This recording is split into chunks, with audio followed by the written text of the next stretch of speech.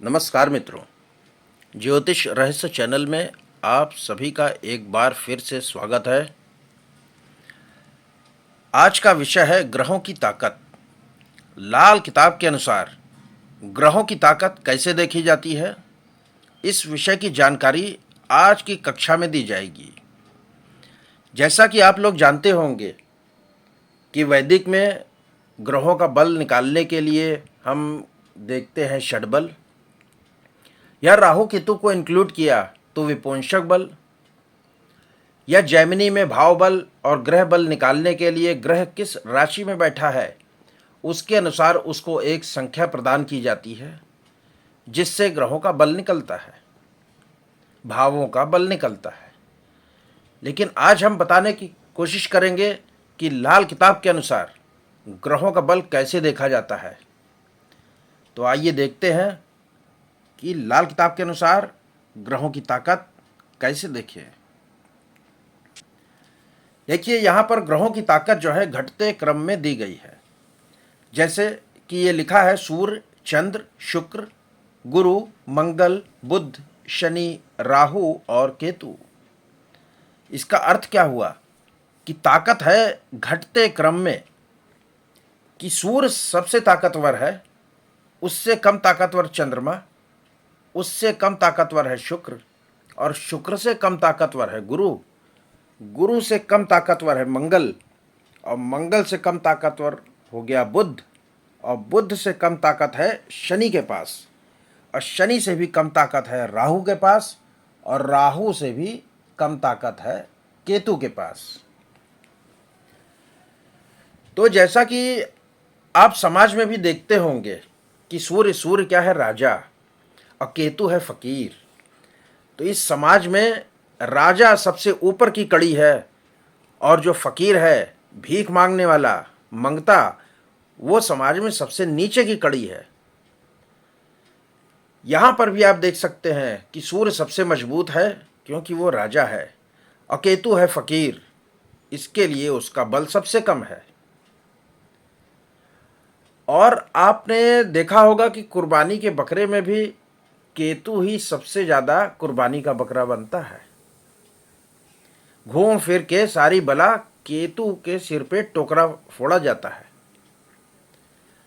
तो इसका भी एक कारण है कि केतु सबसे कम ताकतवर है। और समाज में भी आप देखते हैं कि जो सबसे कम ताकतवर है उसको सब दबाते हैं। तो यहां पर हर ग्रह की कितनी ताकत है, अच्छा, अब इसका आप इस्तेमाल कहाँ करेंगे ये देखने के लिए कि जैसे वर्षफल में कोई ग्रह आया है तो वो किसी ग्रह को मान लिया टक्कर मार रहा। पहले घर में बैठा ग्रह अपने से 8वें घर में बैठे ग्रह को टक्कर मारता है। तो ये टक्कर अगर शत्रु मार रहा है तो बहुत बुरी है, मित्र मार रहा है तो ठीक है, मगर नुकसान तब भी होगा। दो कारें लड़ गई, नुकसान दोनों का होगा। तो जब भी वर्षफल में यदि कोई ग्रह टक्कर मार रहा है तो वो नुकसान कितना करेगा, किस शक्ति से वो टक्कर मारेगा, इसका ज्ञान आपको ग्रह की ताकत से देखना होगा कि कौन सा ग्रह टक्कर मार रहा है। तो देखिए, हमारे पास क्या है, 9 ग्रह हैं। तो सबसे ज्यादा ताकतवर हो गया सूर्य। सूर्य की ताकत है 9/9, यानी कि 1। सबसे ताकतवर सूर्य। सूर्य से कमजोर है चंद्रमा।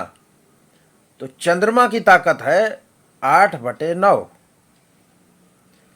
चंद्र के बाद आता है शुक्र। शुक्र की ताकत है 7/9। ठीक इसी प्रकार गुरु ग्रह, बृहस्पति देव, इनकी ताकत है 6/9। और बृहस्पति से कम ताकतवर है मंगल। तो मंगल देव की ताकत है 5/9। मंगल से भी कम ताकतवर है बुध देव। बुध देव की ताकत है 4/9। और उससे भी कमजोर है शनि की शक्ति, यानी कि 3/9। और शनि से भी कमज़ोर हो गया राहु। राहु की शक्ति है 2/9 और इस घटते क्रम के क्रमांक में सबसे कमज़ोर कड़ी है केतु की। तो केतु है सबसे कमज़ोर, वो है 1/9। तो ग्रहों की अलग अलग इन ताकतों को याद रखिए। जब भी आप वर्षफल देखेंगे इस ताकत का इस्तेमाल करना पड़ेगा, तो ही आप फलादेश से अंदाज लगा पाएंगे कि ये जो जातक आया है कुंडली दिखाने के लिए, किसी ग्रह की टक्कर पड़ रही है तो वो टक्कर किस यथाशक्ति से मारेगा, उसका ज्ञान यहाँ से होगा। तो आशा करता हूँ ये जानकारी आप लोगों को पसंद आएगी। चैनल को लाइक और सब्सक्राइब करते रहिए। धन्यवाद।